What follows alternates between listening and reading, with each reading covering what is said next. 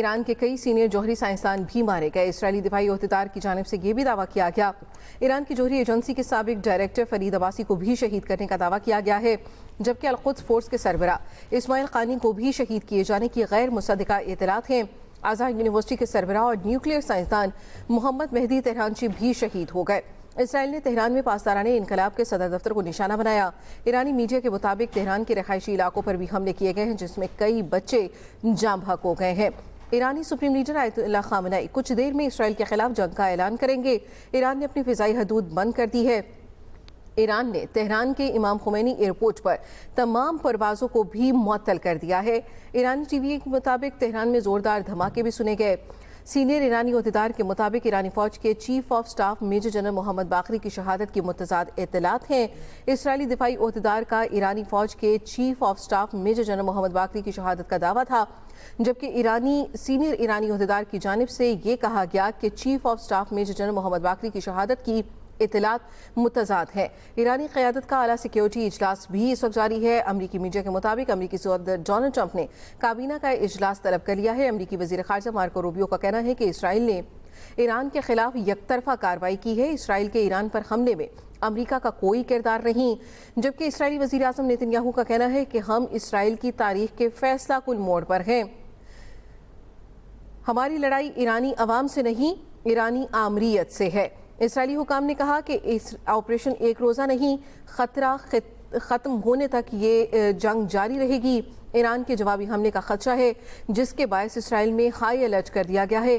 اسرائیل میں ہنگامی حالات نافذ کر دیے گئے ہیں اور شہریوں کو بم شیلٹر کے قریب رہنے کی ہدایات بھی جاری کر دی گئی ہیں۔ اسرائیل نے ایران پر فضائی حملہ کر دیا۔ کئی اہم اہداف کو نشانہ بنانے کا اسرائیل کی جانب سے دعویٰ کیا جا رہا ہے۔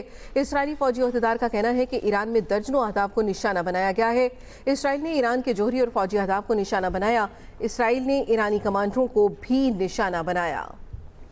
اسرائیلی وزیر دفاع کی جانب سے کچھ بڑے دعوے کیے جا رہے ہیں۔ اسرائیل قدس نے اعلان کیا کہ اسرائیل نے ایران کے خلاف فضائی حملے کیے، جن میں ایران کے درجنوں جوہری پروگرام اور دیگر عسکری اہداف کو نشانہ بنایا، اور یہ بتایا جا رہا ہے کہ پاسداران انقلاب کے سربراہ حسین سلامی، ایرانی chief of staff general Mohammad باقری اور سینئر جوہری سائنسدان فرید عباسی کے ساتھ ساتھ محمد بہادی بھی شہید ہو گئے۔ تاہم ایرانی حکام کی جانب سے تاحال باضابطہ بیان جاری نہیں کیا گیا، اور یہ تردید کی گئی کہ ایرانی chief of staff general Mohammad باقری وہ شہید نہیں ہوئے ہیں۔ میڈیا رپورٹس کے مطابق اسرائیلی فضائیہ نے ایران کے اعلیٰ سیاسی اور فوجی حکام کے رہائشی علاقے پر حملہ کیا ہے۔ میڈیا کی جانب سے دعویٰ کیا جا رہا ہے، جبکہ اسرائیلی وزیر دفاع نے ملک میں ہنگامی حالت نافذ کرتے ہوئے کہا ہے کہ ایران کی جانب سے ممکنہ جوابی کارروائی کی توقع ہے، اس لیے سیکیورٹی الرٹ جاری کیا گیا، اور یروشلم میں شہریوں کو سائرن کی آواز سے بیدار کیا گیا، اور پیغامات بھی ان کو موصول کرائے گئے ان کے موبائل فونز پر۔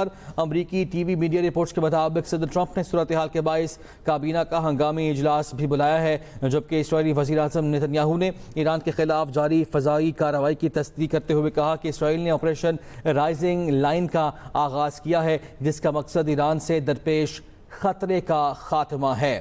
نیتن یاہو نے کہا کہ چند لمحے قبل اسرائیل نے آپریشن رائزنگ لائن کا آغاز کیا، اور ایک مخصوص فوجی کارروائی ہے۔ اس کا مقصد ایران کے اس خطرے کو پیچھے دھکیلنا ہے جو اسرائیل کے وجود کے لیے خطرہ بن چکا۔ یہ آپریشن اس وقت تک جاری رہے گا جب تک یہ پھیلاؤ مکمل طور پر ختم نہیں ہو جاتا، یہ واضح کیا گیا نیتن یاہو کی جانب سے۔ اسرائیلی وزیر اعظم نے یہ بھی کہا کہ اس بات کو یقینی بنانا ہے کہ ایران کے پاس جوہری ہتھیار تو نہیں ہے۔ یہ بھی کہا کہ حالیہ مہینوں میں ایران نے کچھ ایسے اقدامات کیے ہیں جو اس سے پہلے کبھی نہیں کیے تھے۔ اگر اسے نہ روکا گیا تو ایران چند ماہ میں یا 1 سال سے بھی کم عرصے میں جوہری ہتھیار بنانے کے قابل ہو سکتا ہے۔